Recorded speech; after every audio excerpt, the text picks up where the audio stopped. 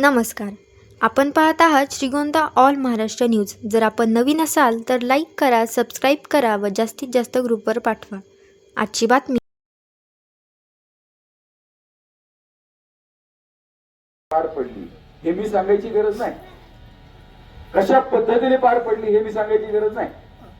इतक्या मोठ्या प्रमाणावर ते जातीवाद झाला, अर्थकारण झालं आणि निवडणूक पार पडल्यानंतर जे निवडून आले त्यांच्याकडे आपण गेल्यानंतर ती लोक म्हणायला लागले, अरे मी काय तुमच्या जीवावर निवडून नाही आलो, माझ्या खिशातले पैसे खर्च झाले, खिशाला खड्डा झाला त्यावेळेस मी निवडून आलोय, मी माझ्या समाजाच्या जीवावरती निवडून आलोय.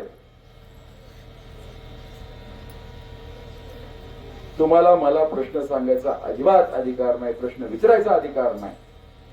मला एक सांगा बरं, आमदार झाल्यानंतर विक्रम पाचपुते तुमच्या आवटेवाडीत किती वेळेस आले? 1च वर्ष पूर्ण झालं.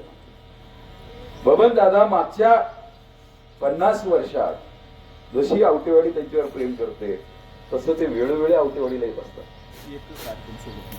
एकही कार्यक्रम सोडत नाही. आता आमदाराला जास्त काम असतं, मंत्र्याला जास्त काम असतं, नगराध्यक्षाला जास्त काम असतं, नगरसेवकाला जास्त काम असतं. एकदा तुलना करा ना,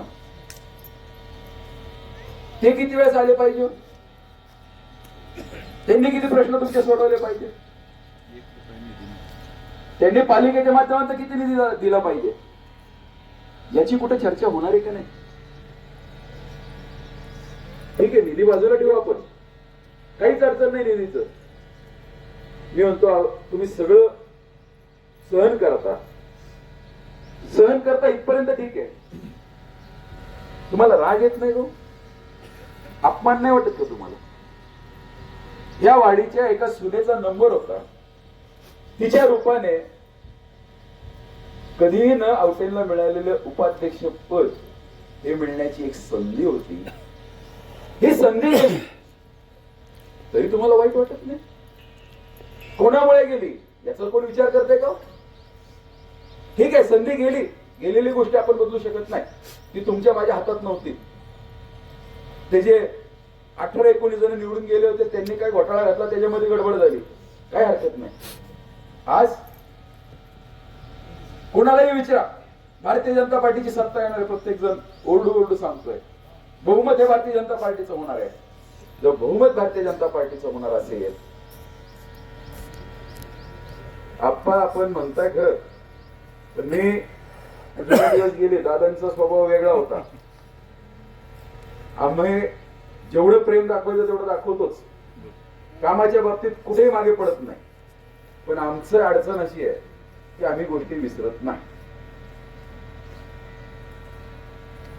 योग्य पद्धतीने वागत असेल ना तर या वाडीला हे जसं तुम्ही म्हणला 3 आणि 4 आणि आपल्या नातेगोते सगळ्यांशी बोललं पाहिजे. आपण दपचप सगळीकडे ऐकायला येते. म्हणजे आज त्या मनोहर पोट्याचे नातेवाईक इथं प्रवेश करतात, तिची भावकी इथं प्रवेश करते आणि दूर पर्यंत नातं कुठं जुळत नाही. अशी लोक, त्यांना आज जातीचा पुळका यायला लागलाय. ते कुठेतरी आपल्याला त्याच्यावरती चर्चा होणं गरजेचं आहे. कशासाठी चाललंय हे?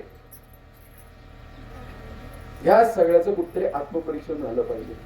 आणि काय चाललंय? उद्या काहीतरी गडबड झाली, ठीक आहे, उद्या अंबादासला संधी मिळेल नाही मिळेल, मग तुम्हाला नगरसेवक पाहिजे तर उपनगराध्यक्ष पद पाहिजे, हे कुठेतरी ठरवलं पाहिजे ना.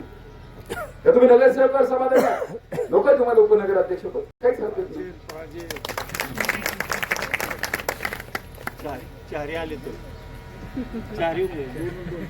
मी म्हणलं मी विसरत नाही.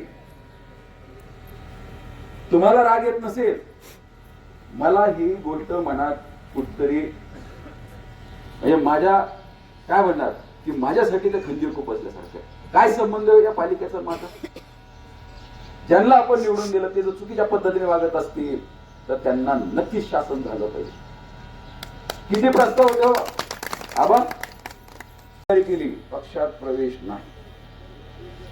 जुने दिवस गेले. एखादी निवडणूक घरी बसू आपण, पण जे निष्ठावंत आहेत त्यांनाच संधी मिळाली पाहिजे. म्हणजे आपण तुम्ही तर जाहीर बोलून दाखवलं, मी याच इथंच आपण आलो होतो तुझे विखेंच्या प्रचारासाठी. त्यावेळेस तुम्हीच म्हणले होते की माझी चर्चा झाली आहे, महाराज आपल्याबरोबर राहणार, अंबादासला आपण सांगू, पुढच्या संधी द्यायची. या इथंच या मंदिरासमोर. म्हणलं ठीक आहे, काय हरकत नाही. परत म्हणले विधानसभेच्या वेळेस, ठीक आहे मागं चुकला असेल, यावेळेस आपल्या बरोबर राहणार, आपण परत संधी द्यायची. प्रयत्न सोडले नाहीत. म्हणजे ठीक आहे, आपला काहीच अडचण नाही. हे सगळं झाल्यावरती परत म्हणजे सगळे म्हणजे जगुनाना असतील, आप्पा असतील, सगळे म्हणले की काय हरकत नाही, आपण भाकरी फिरू. म्हणलं माझी काहीच हरकत नाही, तुम्ही बसून ठरवा. अंबादास म्हणलंय माझी काहीच हरकत नाही, ज्येष्ठ ठरवतील ते मला मान्य आहे, मला उमेदवारी द्या, नका देऊ, माझी कशालाच काय हरकत नाही. पण अडचण एकच की ह्यांच्या वंजळीने पाणी प्यायचं नाही. माझं मी डायरेक्ट उमेदवारी घेऊन आलो पाहिजे. ही कसली प्रथा? अरे आपण लोकांचे स्वप्न साकार करायला इथं बसलो नाही.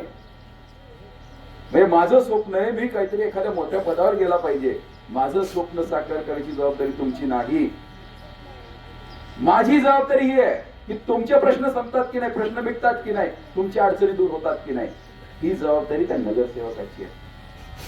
माझी तुम्हाला एक कळकळीची विनंती आहे, ही निवडणूक कोण्या एका जातीची नाही, कोण्या एका धर्माची नाही.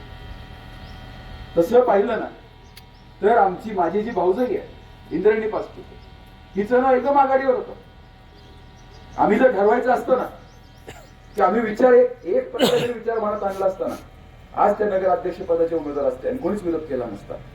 तुम्ही 8-10 दिवसापूर्वीचे पेपर काढून बघा, बातम्या चालून बघा युट्यूब वरती, अमुक अमुक मंत्र्याची बायको नगराध्यक्ष बिनविरोध, अमुक अमुक मंत्र्याची भाऊजाई नगराध्यक्ष पदाची उमेदवार, अमुक अमुक आमदाराची पुतण्या नगराध्यक्ष पदाचा उमेदवार, भाऊ नगराध्यक्ष पदाचा उमेदवार, बहीण नगराध्यक्ष पदाची उमेदवार. काका सगळ्या बातम्या याच आहेत. बाहेरही जाऊ नका, जिल्ह्यातल्या बातम्या काढून बघा.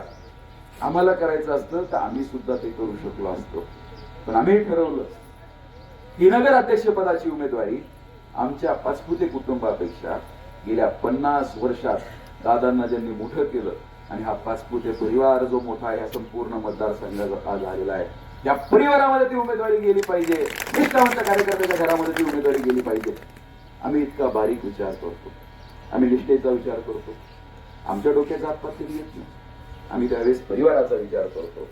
तुमच्या डोक्यात ही विष कोण कालवत आहे जरा पाहणं गरजेचं आहे. ठीक आहे, उद्या काय? आज जसं आपण मग सांगितलं, केंद्रामध्ये भारतीय जनता पार्टीचं सरकार आहे, राज्यामध्ये भारतीय जनता पार्टीचं सरकार आहे, तुमच्या मतदारसंघाचा आमदार सुद्धा भारतीय जनता पार्टीचा आहे. आणि ही सगळी अशी परिस्थिती असताना मला एक सांगा बरं, आपल्या पालिकेचा नगरसेवक आणि नगराध्यक्ष हा सुद्धा तुमच्या प्रभागाचा भारतीय जनता पार्टीचा पाहिजे? तुम्हाला विकास पाहिजे तर दुसरं काय पाहिजे? हा प्रश्नाचं उत्तर तुम्हाला शोधायचं. अवघ्या काही तासामध्ये तुम्हाला मतदानाला बाहेर पडायचं. आणि हे मतदान करत असताना आपल्याला पुढचे 5 वर्ष काय पाहिजे याचा विचार प्रत्येकाने केला पाहिजे. आम्ही हे 23 उमेदवार देत असताना आम्ही 14 महिला उमेदवारीची संधी दिलेली आहे. त्याचं कारण एकच आहे, श्रीगोंद्याचा विस्तार वाढायला लागलेला आहे.